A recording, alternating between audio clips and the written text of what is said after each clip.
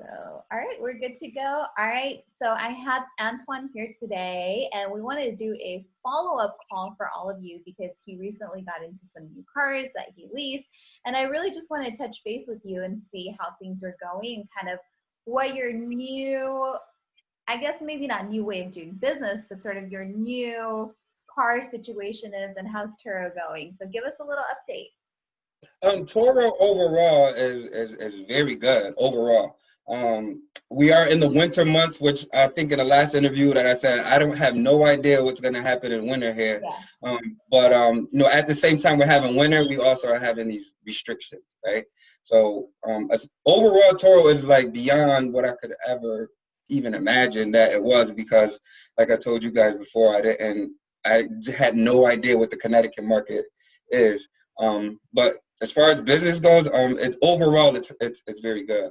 Nice. And now tell us about the new cars that you recently added. Okay, so the new cars I recently added are off of one of your videos about that you can go get the cars without any money, which was mind-boggling to me. I had to put it to a test, even though the great Saimah said it. I'm like, okay, Saimah, we can go get these luxury cars and just walk out with them. Okay. So anyway, I told you in the group that I was going to go attempt it, and my first two attempts, I didn't go crazy. But on my first two attempts, I actually went and got a Mercedes-Benz CLA and a BMW 2 Series, and I just walked in, walked out, did the things you said, where it's like, listen, this is the price I want. I'm not giving you a single dollar. Is it gonna happen or not? And all of it happened. All of it happened. So, I'm very grateful that you taught me that. But now that you taught me that, and now that I've seen that, now I'm trying to liquidate all the cars I purchased. So even if I have less cars and make less or more, if I didn't invest in it with my own capital, if I break even or slightly lose now, I'd rather go that route. That's my new strategy, is to, I have bought all of these cars. My new strategy is to try to go get cars for no money down, and then rent them on Toro instead of buying them. But other strategies still probably work. But I do think that, with cars needing repairs and them being new and all these different things, it's just worth the lease. It just really is worth the lease. Maybe if something bad will happen, but that's just business in general. But I like the idea of it. And those cars, well, one car already made probably I think I've already made $2,000 on it, and I only had it for a month, right? And that payment is only $500 or something dollars. So it's like I could technically not rent it for 4 months. Of course, there was smoke fees and different things in it, but then my BMW, I'm not too confident in it yet, but also these restrictions came, but I did profit in the first month with it. But I know I saw another video of yours when you said kind of spruced it up, a car, and then it sold. So I'm thinking I might do it with the BMW. Yeah, I swear it works. I did it on a few of my BMWs, and every time I've done that, and what you're referring to is like on my car specifically, I blacked out the rims and I did a slight tint on them, and it just completely changed the profile of the car. It went from looking like a little, like, I don't know, a car that maybe my mom would drive to a car that is far more sporty, just has way more appeal to it. And it does the car justice, I think, especially when you have like luxury brands and you do little things like that. It just, I don't know. I think it's a winning proposition no matter what. I think you might be right too, because the Mercedes, I just started like that, which, I just started, put the slight tint on, changed the wheels, and boom, boom, boom, boom, boom. Right. Just, it's so like out of control the whole month. I've barely ever seen the car, and I just had it for about a month and a half. And so to see the white car just doing okay, not bad, but just okay, I was like, oh, no, maybe I just need to start off that way with the cars. And I had a Benz also. I think it was last year, early last year. I don't have it anymore, but I had an E450, so it's pretty high end. I was like, oh, this car is gonna crush it. It's super luxury, like it's just a step down from the S550. It's gonna do great. And I put it on the platform, it did horrible. I was like, oh my God, like I cannot have this car do horrible. It needs to do well. And so I was looking at it, I was like, man, it's an E450. It has so much of the stylings of the S550 for a cheaper price. Like, what is it missing? And that's exactly what it was. It was the rims and the windows. As soon as I did that, it just all of a sudden had that like luxury feel of like the S550, that very like, you know, the uber black feel where it's Yeah. just, you know, it looks so sweet. And as soon as I did that, it did so well. I have or can I ask you a question on this? Is that I noticed that when I put the rims in tints, or the cars that have those people smoke in the cars a lot more. Yeah, Like, I have so noticed. it's like, oh, okay. I have 100% noticed that you are not wrong about that. And, you know, it's probably for that reason why people are attracted to those cars.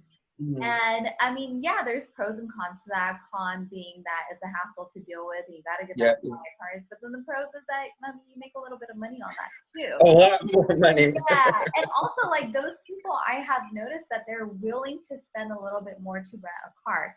So between the higher day rates and getting the cleaning fees, I mean, I don't mind it. It's a win-win situation for me. Like I have a really good cleaning regimen and I can rehabilitate those cars between trips. And so it's a non-issue, I think.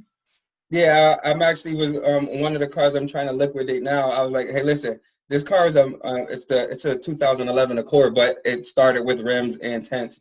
And I said, hey, listen, this car is a super money maker. It's just that people are going to smoke in it, Right. and but it's going to just drop. Like it's going to be every single time a $200 rental is about $400. So it's like double every single time. Right. Yeah, exactly. It's so interesting how that works. So let me ask you this. When you went in to go lease those cars, like how much did they badger you about doing a down payment? Well, I'm a stickler anyway, but once you said it happened, and you just teach people that in life. Once you see one person did it, you know it's possible, right? Yeah. So the first place I went to, the guy says, and I could just tell he was a rookie, and you already warned us in the video, like, let me talk to you, let me talk to the top sales guy here. So he's like, no money down. There's no such thing as that. And I'm like, no, there is a such thing. And he kept going and kept going. I was like, okay, listen, I don't want to waste your time. Let me speak to somebody who's a wheeler and dealer. That was the exact words that I said, right? I was like, I got to speak to somebody who's a wheeler and dealer. Some other guy comes out, he's like, yeah, he wants no money down. And I told him that it can't happen. The next guy's like, oh, no, that can happen. And so once I got to him, it was game, set, match. And then I went to a Mercedes Benz dealership, and it was a way less hard or way less of a hassle. And it was easy for him. He wants me to go get more cars. Yeah. So he was like, you want any car you want, just come get it. And I'm like, what? But this zero down thing is just the most amazing thing. It's the most amazing thing. Right? And I'll just kind of reiterate it for anyone who hasn't seen that video in the content library. And this is something I learned the hard way. I mean, I went into buying cars with down payments, and then I realized, like, oh my God, you don't have to do that. This whole down payment thing, it's just something that is directly comes from the dealership, and it mainly goes towards their commissions. It is not a requirement about the bank. And the bank is really the only thing that you have to care about. They're the ones who are pushing the paper and financing you. So once I learned that, you just have to really stick to your guns when you go into a dealership and make it really non-emotional, because they'll try to throw everything at you. No, we have to have this much. Like, we can't get any closer. The bank won't do it. Blah, blah, blah. It's all lie. Banks don't care about down payment, and they don't require down payments to finance a vehicle or lease a vehicle, whatever it might be. So that would be my advice. Walk in, know exactly what your numbers are, and make it completely non-emotional. Like, you just have to be so frank with them. Like, this is what it is. Either you want to make a deal here today or not. It's really up to you. And as soon as you do that, I mean, like you said, they'll play ball real quick. And it's so interesting what you said about your Mercedes-Benz guy, because I literally have that identical guy here in Orange County. Some people who are high performers at dealerships who push a lot of loans, they have so much pull when it comes to working with their banks. I kid you not, I have gone into the dealership. They didn't even run my credit application before the guy told me. He was like, you got the card.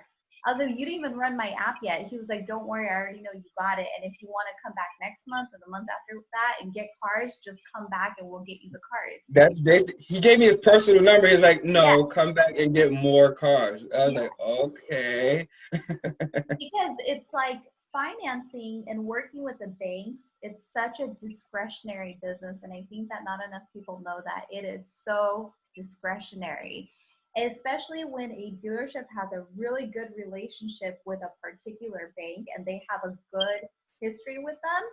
It's like they can literally, the sales agent can call his guy at the bank and be like, yo, I need to push this loan right now. And they'll do it every single time. And that's why I say, like, go to somebody who does a lot of volume, because those people are motivated and they're just trying to push deals. They're pushing numbers. And so whatever it takes to make it happen, like, they're going to make it happen for you. So that's so smart on your part that you went and did that, because those are the exact relationships that I was talking about that you want to build. Those are the people that you want them bugging you, like, hey, when are you coming in for a car? Because if they're hitting you up and saying, hey, come in for a car, that means that they already know that maybe there is an incentive between them and the financing bank. Like, hey, if you push X amount of deals, like, this is the incentive. So if they're calling you and saying, hey, come get a car, that means they can push a deal. Whether you might be in the ideal situation or not to get that car based on your credit, whatever it might be, they'll get it done for you, which is, it's mind-blowing. It is so mind-blowing. Also with the strategy too, if you know, like a recent company like Hertz, I think that the strategy is what the big rental companies are doing. They lease the cars. So, you know, we talk about not recreating the wheel. Like, okay, Hertz is leasing cars, Avis is leasing cars to rent them to people. Okay, why wouldn't we do it? Exactly. I mean, it's just a theory. And I think it's 100% true. Like, it makes no sense that it would be any other way. I mean, these companies have been around, I think, for like almost a century. I could be wrong about that, but I thought I read that somewhere. And they already have a proven model. Like, all you have to do is open your eyes and look and see, like, what is going on, you know? We talk about seeing things that's right in front of you. Right. So interesting. Well, cool. So what part of Connecticut are you in? I'm in Windsor, Connecticut. It's like, I guess, the greater Hartford area, but it's not a big state. But every day, you know, recently this is off topic, but I've been looking to move to Florida, California, or something. But yeah, it's Connecticut. It's a small state, and I don't know if we want to lead into what's going on now with Turo. If that was that. So I talked about like the magic of Toro, and it was this incredible run, a run that I can't even describe. Like, it just did way better than I ever thought. This December though, or in the last week or two, I've only had my one car, maybe two cars in the last, I guess, almost year now, that would be like in my possession, to the point that I needed rides a lot of times. Right. The other day, and it could be because of the restrictions, all of my cars were back, and I couldn't even like fit them in my driveway. Like, I have them like parked. I know my neighbors who maybe don't know what I do. They're like, okay, why does he have 10 cars and they're parked diagonally now, so it looks crazy. So you know, I'm thinking the restrictions or the atmosphere of I don't know, COVID-19, it may be starting to make people not move as much. I don't think we have like the old restrictions where like you can't do anything, but something is definitely different. Something is definitely different as far as the market right now. So I haven't lowered my prices like I did last time, because I kind of remembered some of the customers. So I'm just like, you know what, maybe I can wait 30 days and maybe I'll just have the inventory, but I also don't want to deal with crazy customers right now, but I might change my mind. Right. You know, you're so right. The market is definitely funky. Like, your guys' restrictions seems like are not that bad. But for us, again, today, it's like every day there's like a new piece of news about the pandemic and the restrictions. And today you've got even crazier. Like, for us, they're doing like, you really can't do anything. No indoor, outdoor dining, like all non-essential businesses closing down. So it's going to get pretty bad here in California is what I anticipate. Were you doing Turo when this all first happened back in March?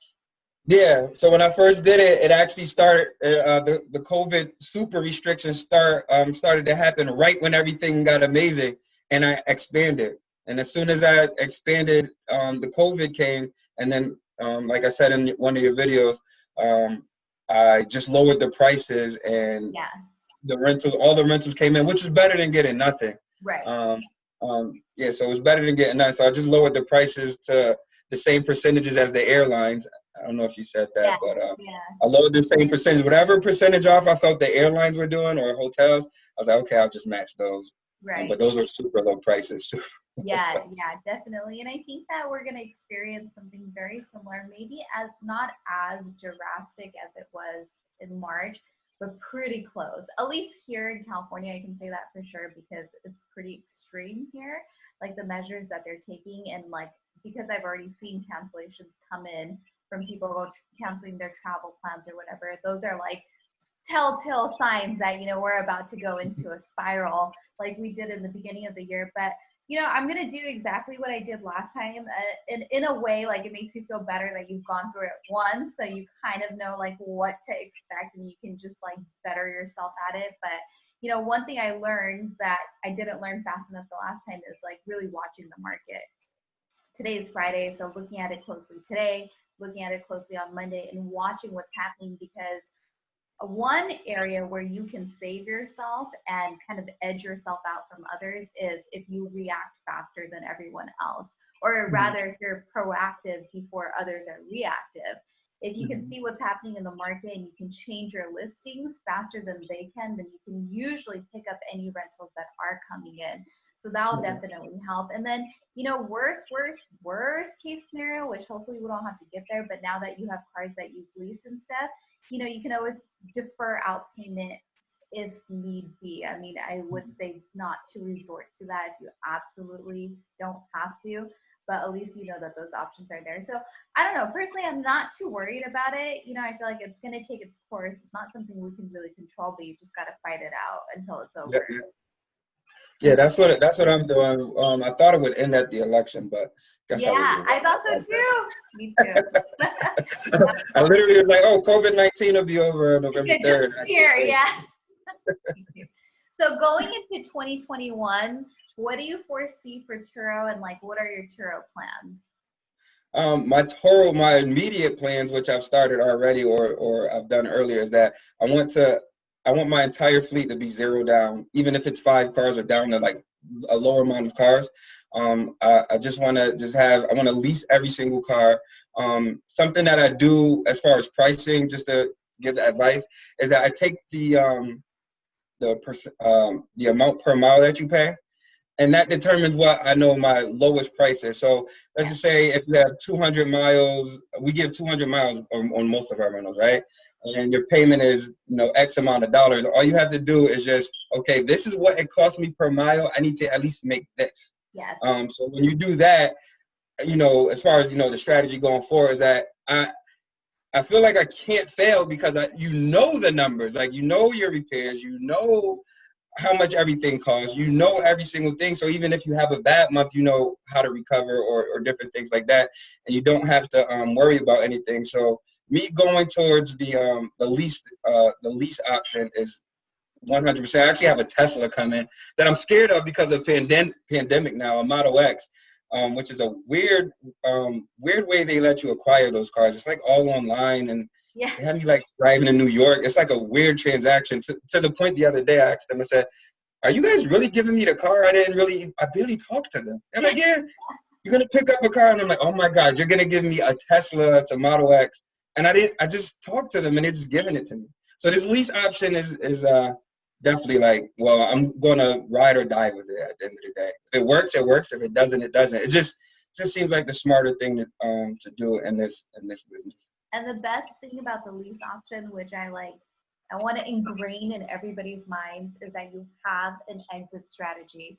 I see so many people going into Turo and like they're buying cars left and right, and before you know it, like you end up with all these cars, which is cool in the beginning, and they'll do well and everything's all good. But 2, 3, 4 years down the line, like what happens? What happens when they start having problems? How do you get out of them, especially if you owe money on them and you know you have a lot of miles being put on them? No one thinks about that exit strategy, and if you don't think about that, you're going to find yourself in a position one day inevitably where the rubber's going to meet the road and you're like, oh man, like was it even all worth it now that I'm stuck in this position? So the leases are so nice because you have that clean exit out. And not only that, but you can stay competitive because you can get out of one lease and get into something else that's newer. You know, you constantly refresh your fleet, which is really cool. So I'm so glad that you did that. And I want to touch upon that thing that you just said, which is so, so, so important. And I don't know if people will catch that, but you said figuring out your cost per mile. That is like seriously the golden rule. And actually, it was a request that I put into Turo like years ago. I wish they would provide us our earnings per mile. Like that would be such a great analytic to have, so that you Oh know, yeah, that's a great idea. right? That's a Like earnings super per great mile. idea.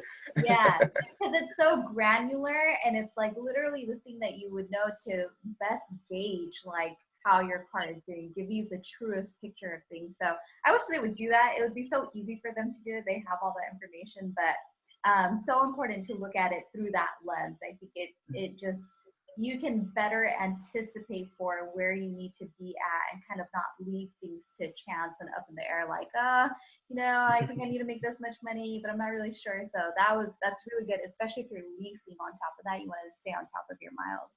Yeah, I love the about the leases that I kind of know what I'm going to make. I know everything, and me, get starting to liquidate the fleet that I had is that I literally, when I put the first car, it's a Honda Accord, I put it up, and I'm like, wait a minute. I'm smart, but I didn't really see it. I was like, wait a minute. So there's a chance I could have made all of this money, and then the car, let's say, broke and it's worth zero, and I just did this for free. So I'm Right. like, the lease almost eliminates all of that. You get what I'm saying? That bad things happen, and because all your work, or I would say that's worded like this: your profit is actually in the car. Yeah. So when you buy the car, like the profit is not the money you made while you had it. It's probably more than likely inside the car when you have to get rid of it, and that is not. I mean, you can do that, but I don't. I'm not a fan of it so much anymore. Now that I see it, I'm like, oh, wait a minute. Now that oh, sorry, phone. But I should have turned that off. I'm sorry. No, it's okay. I actually can't even hear it. Oh, okay. And then what did I just say? You're like, Oh, profits in it's the crazy how car. a phone can do that. I'm like all in the zone, right? Yeah. And then the phone just takes me out. But yeah, just basically I was saying that I like the fact that the lease lets you see what you are going to do or not going to do, even with profits or losses. It's just very clean. Cool. Well, this was such a perfect interview. I feel like it touched on like the most perfect points that are so crucial when it comes to doing Turo. I love this. I'm so glad we had this conversation. So, we can wrap it up here unless there's anything else that you want to talk about. But other than that, thank you for your time. Yeah, no, I just love Turo. I still tell people they should try it. I literally tell anyone that is interested, just go try it. Just go try it. Even if they do the strategy that I'm not a fan of anymore. It's just a way that people can produce that second income. Even if you make $500 extra every month, why not? Like, why not? Why not? And especially if people watch it, all you have to do is give up your name for one car. Right. If you're struggling or lost a job, anything, just get the second income. Just get the second income. Agreed. So if anyone's visiting Connecticut, where can they find you? You can find me the Turo What me area? in general. Oh, Windsor. I'm in Windsor, Connecticut, but I think Connecticut's so small. It just like you type in a car in Connecticut, everything comes up. Okay, cool. Perfect. And you guys, I'm going to put Antwon's link in the description down below. So if you're ever in the Connecticut area, definitely look him up. Check out his cars. He's an awesome host. So you're sure to have a great experience with him. All right. All right. Thank you, Saimah. Thank you so much. We'll definitely chat again soon. All right. Bye. All right. Bye.